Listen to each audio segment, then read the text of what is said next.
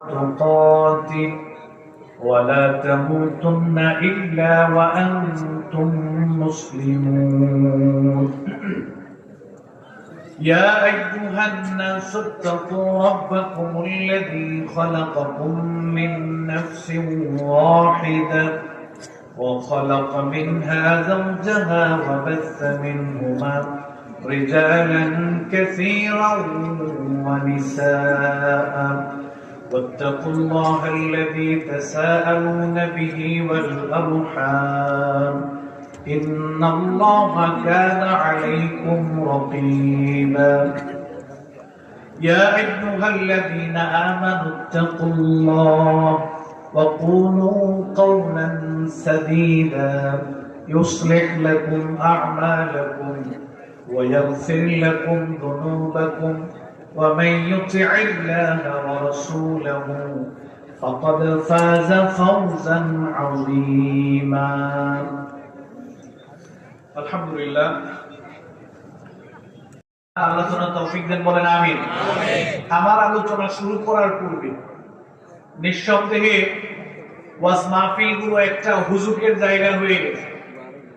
লোকজন এখন ওয়াজ মাহফিলে যায়, অনেক ক্ষেত্রে দেখা যায় ওয়াজ মাহফিল দেখার জন্য আয়োজন কেমন হলো, লোকজন কেমন হলো, তারপরে কোন আলোচক আসলো, এরপরে বাহিরে এগিয়ে বলবে আজকে যে হুজুর নিয়ে আসা হয়েছিল কঠিন ওয়াজ করছে, সুবহানাল্লাহ, একেবারে ফাড়াই লাইছে, সিটাই লাইছে, অমুক দলের বিরুদ্ধে কঠিন কথা আজকে এক হুজুর কইছে, হুজুরের ভিজিটিং কার্ড রেখে দিয়েছি, ফোন নাম্বার রেখে দিয়েছে, আগামী বছর হুজুরে আমাদের মাহফিলের প্রধান বক্তা। এই একটা আবেগ হুজুর নিয়ে মানুষ ওয়াজ মাহফিলে আসে।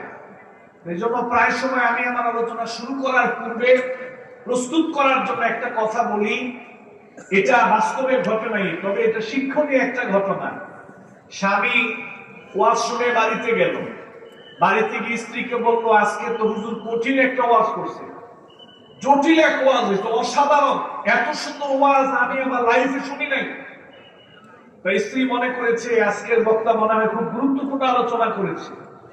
স্বামীকে বলতেছে আচ্ছা ওয়াজ তো অনেক জটিল হয়েছে, কঠিন হয়েছে, খুব সুন্দর ওয়াজ হয়েছে, দু একটা কথা আমার একটু বলেন না, দেখি আমি আমল করতে পারি কিনা।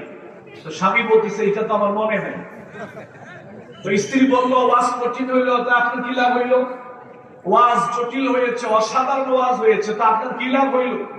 দুইটা কথা যদি বাড়িতে নিয়ে যেতে না পারেন, দুইটা কথা যদি স্ত্রীকে গিয়ে পৌঁছতে না পারে, দুইটা কথা যদি সন্তানের কাছে পৌঁছিয়ে দেয়া না যায়, দুইটা কথা যদি অনুপস্থিত কারো কাছে পৌঁছিয়ে দেয়া না যায়, তাহলে বিশাল আয়োজন এই 4-5 ঘন্টা এই জায়গায় ব্যয় করা, আমি তো মনে করি এটার কোনো সার্থকতা নাই। আমরা এখানে বক্তার চেহারা দেখতে আসি নাই, গরম বক্তব্য শুনতে আসি নাই, আয়োজন দেখতে আসি নাই।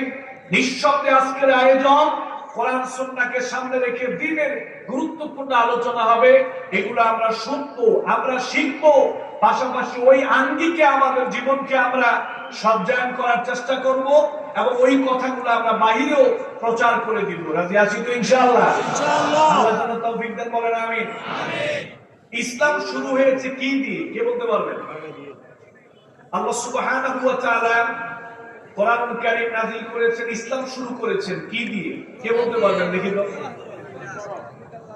মাশাআল্লাহ, সুবহানাল্লাহ, আমাদের সম্মানিত বিজ্ঞ সম্মানিত ব্যক্তি বলেছেন পর দিয়ে শুরু হয়েছে। আমাদের দেশের মানুষ মনে করে ইসলাম শুরু হয়েছে ইমাম দিয়ে, আমাদের দেশের মানুষ মনে করে ইসলাম শুরু হয়েছে সালাত দিয়ে, আর আমি প্রচলিত বাংলাদেশের প্রেক্ষাপটে একটা শব্দকে অ্যাড করে বলতেছি ইসলাম শুরু হয়েছে শিক্ষা ব্যবস্থা দিয়ে।